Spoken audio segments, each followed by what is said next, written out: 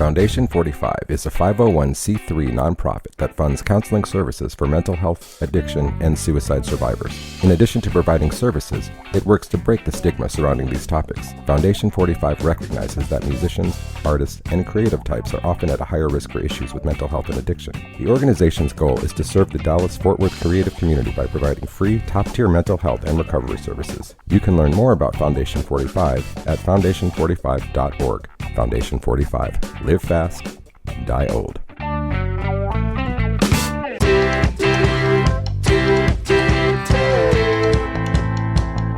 I'm Andrew Sherman. I'm a Texas transplant who has always been in pursuit of art as a career.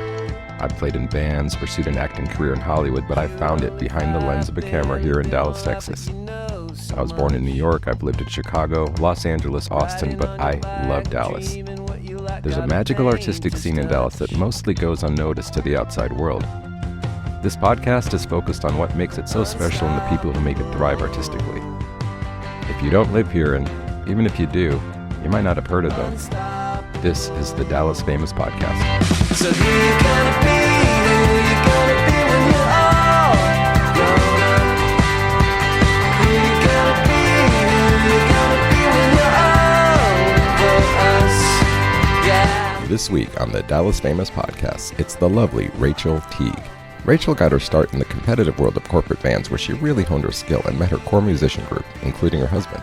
Since then, she's ventured out, started her own band, playing live gigs, and has an album in the works. She's also a publicist for the Creative Currency Agency, helping other artists grow their careers. And along with that, she just started working at 13th Floor Booking, helping musicians connect to gigs. Rachael put some major puzzle pieces in place for me personally on how some of these great musicians originally connected. Rachael is so charming and down to earth, and I know you're going to enjoy our chat. Here she is. Okay, we are back at the Deep Elm Community Center. I have the lovely Rachel Teague sitting across from me. How you doing? I'm doing good. Rachael, let's just set the table. She reached out to me, and not on her own behalf. She is also a publicist, PR agent, as well as musician, and she was just not even asking about herself. And that, honestly, that's the first thing that makes me interested in someone. It's like, you're not even promoting yourself. So I looked at your stuff, and I'm like, okay, you need to come on. So here you are. Thank you for having me. Yeah. Appreciate it. Let's start with the first question. Are you from Dallas? I am. So I'm born and raised Dallas, but originally from McKinney. So okay, yeah, Dallas area. Just north. Yeah. I claim Dallas. Yeah, no, you're here. You're Yeah. not like me, born in New York. So it's like, yeah. And so you grew up in McKinney. You were like, did you go to all your school up there, like grade school? Yeah, I did. Yep, everything. Same house in my entire life. Oh, wow. In McKinney. The parents are still there. Oh, cool. Yeah. That's kind of nice. Yeah, it is nice to just go back and and then I moved to Dallas maybe like 8 years ago now. So yeah. You were, I'm going to assume that you were always looking towards Dallas, and this is where you were coming to do. Yeah, to the city. Yeah. I mean, you think you're going to move somewhere else, but Dallas just has always been, it's always just felt comfortable. I've lived in a lot of places, and it's interesting how many people just don't move, and it's because it's that cool here. Well, it's also more affordable as well. Well, true. But yeah, it's not LA. It's true. Yeah, it's true. So I remember I read something that you did a first grade talent show that you sang in. Yes. Yeah, was that your first performance? That was my first performance. How did that? Do you remember how that happened? I absolutely do. I was so excited. I waited for the talent shows every single year. Of course, I just always wanted to perform. I sang "I Can Only Imagine" by Mercy Me, and, and I think it was like the first time my parents were like, people were like, "Oh my gosh, you can kind of sing," for somebody who's young. Did you know that, like when you entered, or you just wanted to sing? You didn't care either way. I think I was just too young to even care. It was just like, I like to sing and I want to do this thing. Were you the kind of kid that was just singing all the time? Yes. Yeah. That was obnoxious, but my brothers and sisters hated it. They were like, she's always singing. Oh, that's funny. Okay, so from the first grade, where did that, did you get bid at that point and start taking music classes? How did that look? So I grew up in the church, and I went to Stonebridge United Methodist, and a music mentor of mine who's a phenomenal singer and musician here in Dallas, D-Mac, Derek McCampbell, he actually led the the Mac band, which was huge in the Motown era. He led, and he started worship leading and kind of just took me under his wing. He just saw that I could sing and was like, come up and sing every single Sunday. So I got involved in choir at school, theater. But that was like what really got me into singing and opened my eyes to like, maybe this is my life. Mm-hmm. Yeah. At what point do you remember like where you're like, okay, I'm doing this. This is it, like for sure. Yes, I remember I won the talent show. I believe it was like my freshman year, singing "A Fighter" by Christina Aguilera. LOL. And I got really into it, and the confidence, just feeling the confidence and just the freedom to just feel seen. Yeah, it was game over from there, and I picked up guitar and I just started to do the thing. Okay, so were you writing songs, or just learning covers, or what were you doing first? Oh, both. Yeah, I actually started a girl band in 3rd grade called Skirt. Oh, kind of cool. Nice. No, I love that. And we wrote songs all the time and would perform it for like, our parents and our friends and things like that. So yeah, I've been creating this. God, if you have photos of that, please send me. I will try. That would be so great. Something absolutely. Okay. So then like after 3rd grade, I mean, are you like in choir? Are you taking any kind of music classes? Yeah, so I did actually. I went on tour with a musical from when I was in, I want to say 3rd grade. When you get older, you like forget. Yeah, sure. It was like 3rd grade all the way up until about high school with Godspell, the you were musical. Touring with Godspell that long? Yeah, but it was funded through our church, so it was Okay. like a lower scale. But I did every single summer. Like I dedicated my whole summer Wow. to doing it, and we would go perform at big events, but also we would go perform at churches and Right. like other charity events that we could give back to. So that was just everything to me. Right. I did that choir, heavily into theater. Mm-hmm. And then, yeah, I just played guitar. I was self-taught for a lot of the time because I did power tumbling. And I know, so random. Wait, So, you mean like athletics? Like yeah, like gymnastics? athletics. Okay. So I did that, and that was a lot. So just to be able to balance everything out, I see. I taught everything. Yeah. And luckily, that's when like YouTube became a thing, and it was really accessible and easy. And when I got older into high school, I started taking more lessons from an actual Right. teacher and voice lessons as well. Would you say that you love guitar, or is it like kind of a vehicle for your singing and writing?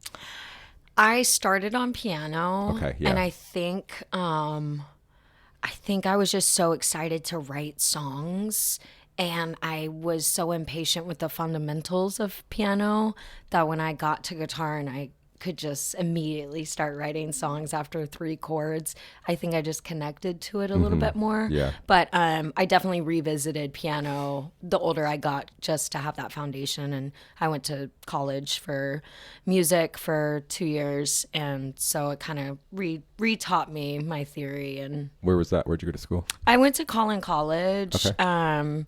which is actually a really awesome music program in Plano. Okay. And took from Kathy Morgan. Shout out. Mm-hmm. I love her. She was really, really great mentor, as well as Susan Hanlon. Yeah, and it was great. Great music. Still really good friends with a lot of people from that program. Cool. Okay. So, and then I also read that you did audio engineering. So that's what I wanted to be a producer. Okay.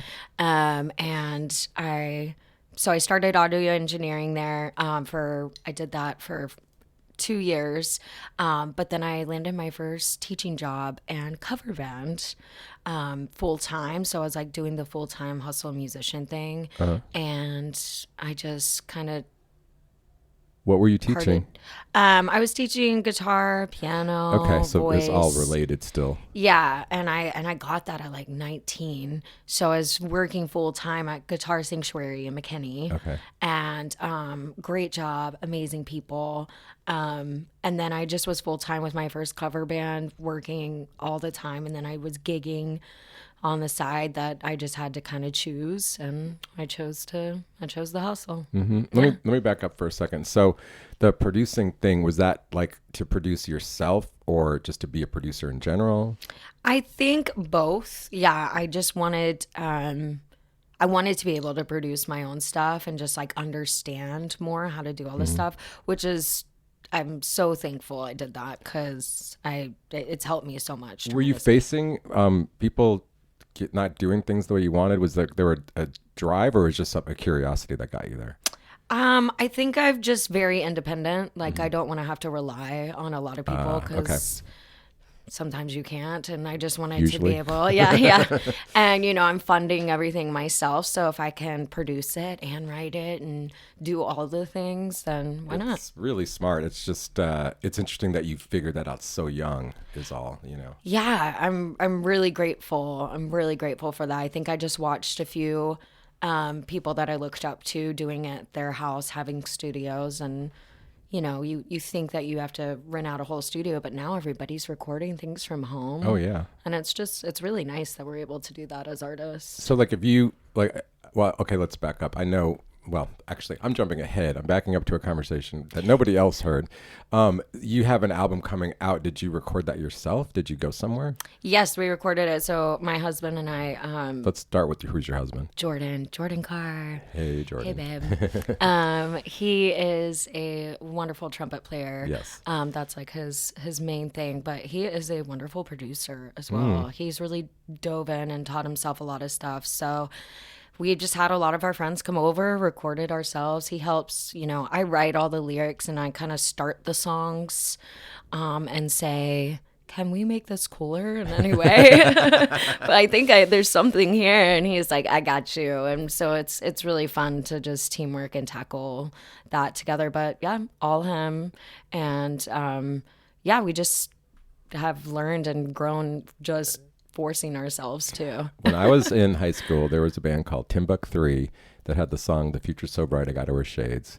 It's total one-hit wonder. Okay, but it was a husband-wife, and I just was like, man, that's the dream, to get married to a musician, and then you can just play and tour. And then I saw Timbuk 3 live somewhere, and they were, before the show, they looked so miserable. But I still would have been happy to figure that out at that time in my life. But anyway, that must be very cool. Does it get a little bit tense? Is it just a great flow? It does get tense. Yeah. I won't lie, but it's good. I think it's really, really good because when you're with that person that you can be fully transparent with, they're going to push you to be better, and they're going to say hey, let's do that again. Let's do that again. And it teaches you patience, and it teaches you to humility as well, and grounds you. But we found a healthy way. If I'm getting overwhelmed, or we've done it 20 times and it's still not that, we just take a little break. Yeah. Well, that's the luxury of not spending money on a studio. You have all the time you want to take. That's beautiful. Just go drink some water. I gotta think that it's gonna come out on the recording that you are that relaxed and that in your own environment. The fact that you know how to do. Some people are like, oh, maybe you're not as good at home. No, I mean, it sounds like that's where you live. So literally. Yeah, it's comfortable, and you feel like you can. I like it too because you're not on this time crunch. Yeah. Where you're like, I can sing this until I'm really satisfied with it, instead of, going home and being like, man, my voice wasn't ready that day. I can just wake up and be like, I feel healthy. I feel energized. Let's do it now. Let's knock it out. Yeah.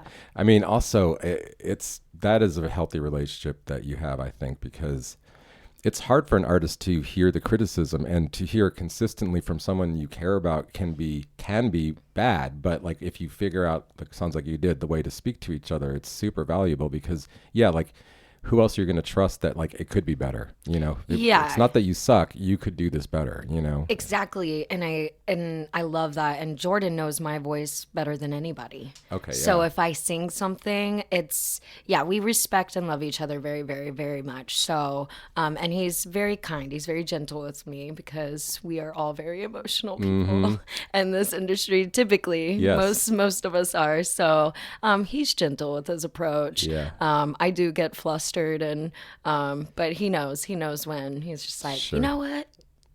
Let's just go for a walk real quick, just around the block, and we'll do it again. I wish I had done my research, because I could have had you on as a power couple, the both of you, but we'll save an episode for him at some point. Totally. Yeah. Okay, so let's skip backwards a little bit. Suddenly you're in a cover band, and that's now taking over your time. Well, first of all, what sort of genre, what were your covers you were doing? So it's like party band stuff. Lots of weddings, lots of big events, just top 40 Is what this it's called. where you enter what we would call your corporate band phase? This is, yes. Okay, This I is where really it all want to delve began. into this because some people don't even know what that is. Why don't we just start with that? It's crazy. We can start with it. I've played with so many of the bands here in town. It's a huge demand in Dallas too. People want live bands for their weddings. That's just the thing, which I think it's great. I think live bands are great. Sure. I know, like, originally it kind of started with, so the band I originally started with was called Intensity. And Intensity, CITY? Intensity, no, just Oh, Intensity. okay. They missed an opportunity there. Yeah. All right, continue. And then they had Tenacity, and I met a lot of my really, really good friends in there, and I met my husband in that band. So forever grateful for that band. It really just it helped me realize where I was at as singer, and performing every weekend, even if it's not your original stuff, you're just getting comfortable on stage. Oh, yeah. Invaluable. Your singing is getting better because you're like, okay, I need to work on this, or this is where I'm lacking, or I'll do it again. So, but yeah, it was a full-time job. You got to do the choreography and wear the little outfits. Oh, yeah. And sing the songs with the heavy, heavy backing tracks with Yeah. the band. But it was fun. It's So you're fun. you're not just doing weddings, you're doing like corporate events. Like you're doing like maybe like a hotel opening or some like rich person's private party or something. It's not just weddings, right? It's not just weddings. Yeah, it's kind of for any events. So I started in kind of like that band, and then I moved my way up and worked for a company called Jordan Kahn. And he kind of... Well, there's so much drama in there's so much drama in Is the cover there? band world. Yes. There's another band I'm sure we Oh, you all mean have like heard of. against each other, you mean? Against each other. Okay, yeah. It gets so ridiculous so quick. But again, emotional creatures. And so Emerald City kind of started the whole movement, the cover band movement. I see, okay. And once I think people were like, wow, people will pay serious money for you just to come cover top 40 stuff. It was a rippling effect. Then everybody was like, what if I had a lower budget for people that can't afford the big ritzy bands? But he was the big ritzy band, Jordan Kahn was. And so I did have the pleasure for playing for like President George Bush's daughter's wedding, famous country singer Parker McCollum. I've played for oh my gosh, I'm blanking on his name. Owns the Mavericks, or used to. Cuban. I played for Cuban. Yeah, so it's cool. It's really cool opportunities. You get to meet a lot of cool people. The show does stay the same show, so you're doing the same show every weekend, which can... Well, like how often? Because it's like top 40, or they just keep the same songs, or do they like rotate in like new ones every so often, or? No. Really? They keep the same. Like, they may throw in a random new song every now and then. But it wouldn't even be new. It'd be like a song that's been around probably or something. Yeah, you know, like they're like, oh, let's throw a Dua Lipa in there for the young stuff. But it's still like one of her like first songs, Right. or a Lady Gaga tune, Yeah. So yeah, sort of yes and no. But yeah.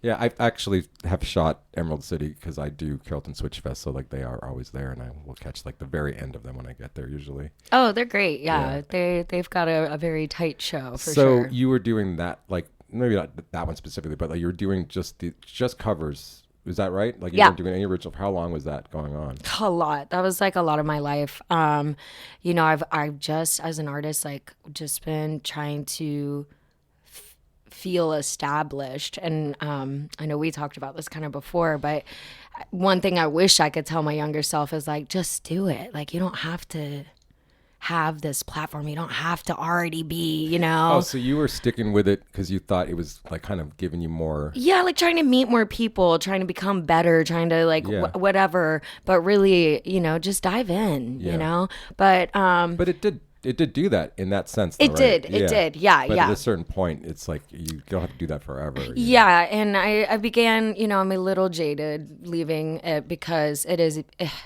just to be transparent, is very toxic. The whole cover band world, it's very, there's just a heavy energy, very egotistical energy that runs the cover band industry. Everyone that you talk to would agree with me on that. So it made me, excuse me, it made me not want to sing and perform as much. So that's why I said, I got to get away. I got to start creating. I got to start writing my music. And I've been sitting on this music for a very, very long time. So let me ask you. So like, was it just like one day you're like, I mean, you were thinking about it obviously more than one day, but you were just like, you know what?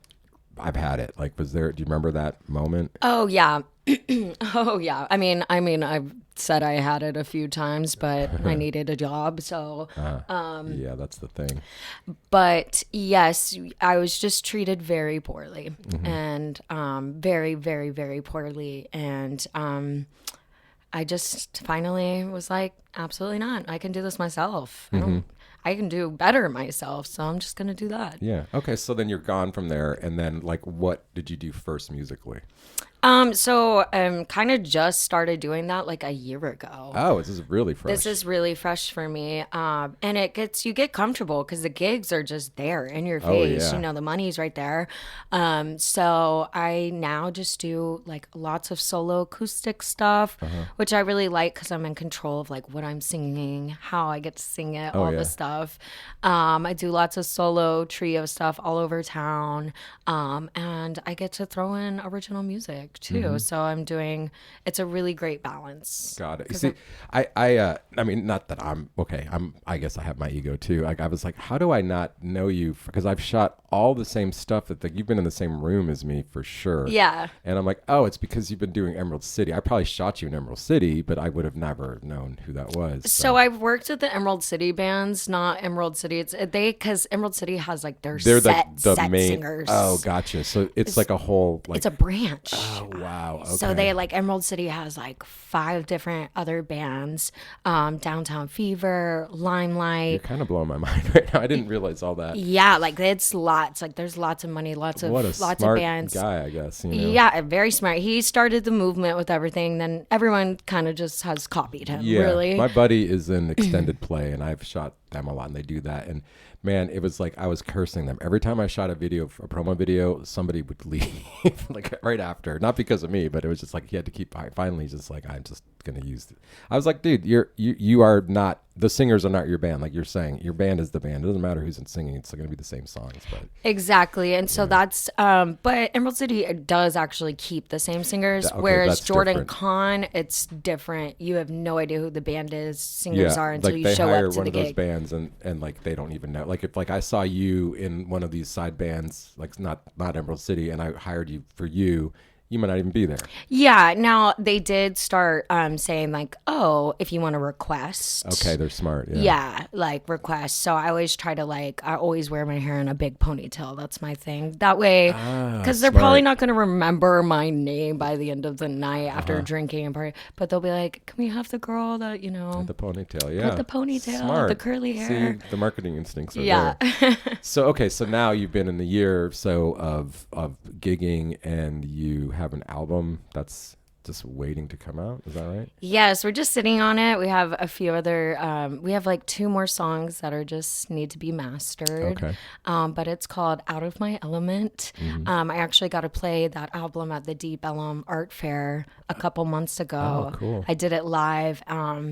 And it just felt so great to finally do it. But doing it live made me want to go back and just change a few things because I was like, wait, that was kind of cool. There's something about hearing it with other people that changes everything. Yeah, so we've just been trying to play it live and mess around just to make sure it's exactly, maybe borderline perfectionist, but it's coming. It's coming soon. When you have your full complement, what's the band members, like how many, what's it look like? I have drums, bass, typically guitar, because it's kind of It's got more of a rocky vibe to it. Are you playing guitar too, or are you just singing? I'm not playing guitar. Okay. I do play guitar on one song. If you can faintly hear my rhythm acoustic in the background. But yeah, guitar. If I can have keys, I would love to have keys. And then horns. Yeah, because obviously it's horn heavy being married to a horn player. Yeah. So yeah. You brought up Jonathan Moniz, who I'm trying to get on. He's phenomenal too. Yes, shout out bestie. Yeah. Jonathan is incredible. And when I met Jordan, Jonathan was in Intensity when I started.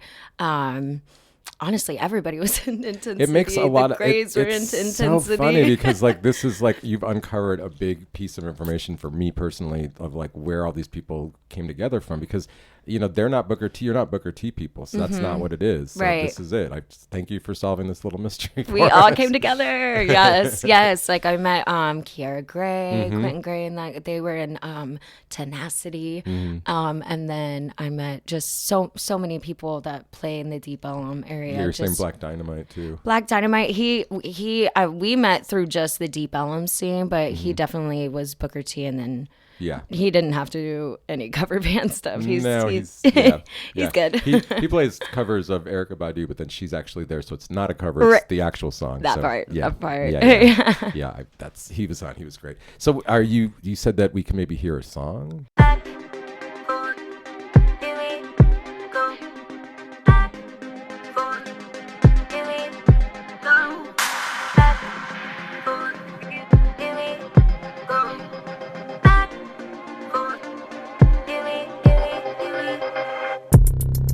Got me in a trance, don't think I wanna dance with you anymore.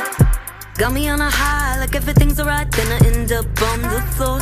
Tears soaked out, drenched in an aisle. Who I am, I'm not sure. Don't want your can, yeah, you don't give a damn, no. You still want more. Ain't no funny, don't know where you're going, but you're down for the falling. Yeah, ain't no funny, seeing all the signs that you're still not running. Yeah, ain't no funny, don't know where you're going, but you're down for the falling. Down for the falling. Where do I begin? It's easy to pretend it's not real. But another day to get you away, this time for real. What can I say? I hate you so much, why'd I not get away? Hate you so much, why'd I ask you to stay?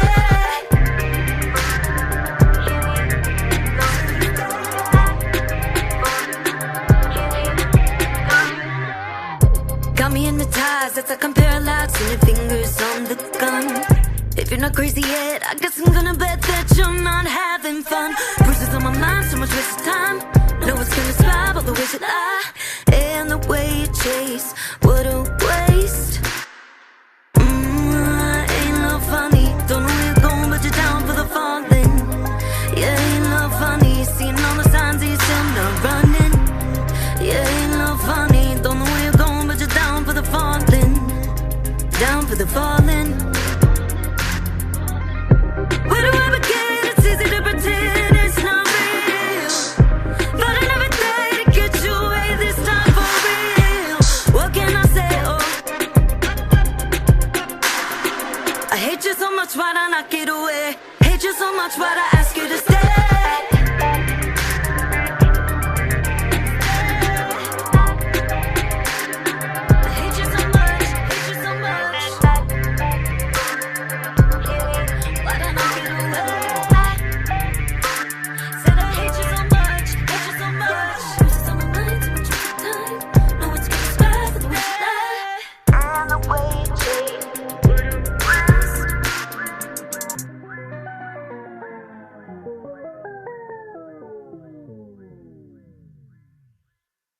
You are also a publicist, right? PR? Yes. Okay, so talk about that a little bit. So I work for this amazing woman, Sarah Bodran, who owns the agency here in town called Creative Currency.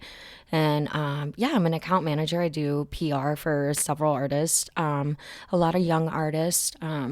one right now I'm working with. She goes by the name Dharma. She's wonderful. Shout out. She just had a single release this Friday. Cool. And it's been really great. Yeah, exactly. That's how I found you. It's just a lot of research and a lot of just advocating for artists. And it feels nice to give back and help mentor and create opportunities for artists that, you know, I would have loved for myself, but it just feels good to give back. Yeah, I was going to say that's kind of unique to be a active performer and a publicist for other people, you know, and it's not your company. That's very interesting to me because it's like, yeah, like it's, you see the opportunities that you like wish you could give yourself, but then it's like, you know what though, there's a lot of opportunities for everybody, and you know, not everything fits for you, and so this is I think that's cool. What goes around comes around, and you know, I just don't have, not everything is me. I really, like, my heart is always in a place to just help and love people, I'm just blessed to be able to be a creative full time. That's just how I feel. 100%. You said you do stuff with 13th Floor Booking. So I just started, which I'm super excited. They have given me so much work, and I've loved working for them. And I actually just reached out to the owner and was like, I would love to book because I know just about every musician in town, and I would love to. Again, I just want to help everybody out and get you on board because there's a lot of people that just don't have the resources or just don't know, and they're phenomenal. They're phenomenal. It's true. You see, this is a good mission. That, like, you know, when you see some talent and you're like, this person doesn't understand how to get their music out there. Yeah, and I got you. Yeah, I got you. Huge. Yeah. If you see Rachael around and you're a musician, you might want to make friends with her. Take my card. Seriously. Okay, so we don't know when the album's coming out as yet. Yes, we're aiming for September because that's my birthday. When's your birthday? September 19th. I'm the 8th. We're Virgos. Yes. So shout out Virgos. Yes. So I would like to release it during my birthday. So that's the goal, is the 19th. Do you have like a record release show that you're trying to put together? Yes, I'm trying to.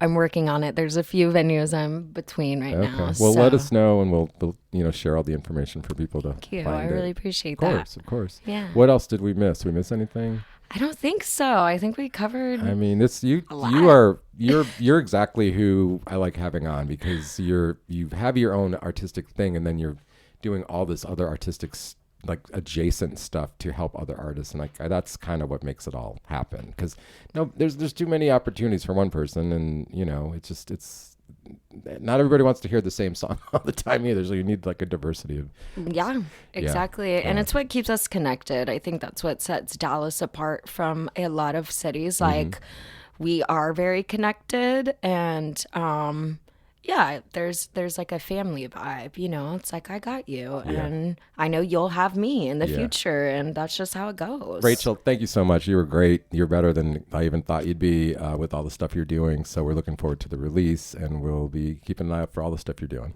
Thank you so much. Appreciate you. I'd like to thank Rachel Teague for coming on the show. You can check out her music in the show links. Thank you again to the Deep Ellum Community Center for letting us record there. Theme song, Unstoppable by Salim Nuralla. Thank you for listening. Please like, subscribe, follow, all the good stuff, and share it with your friends.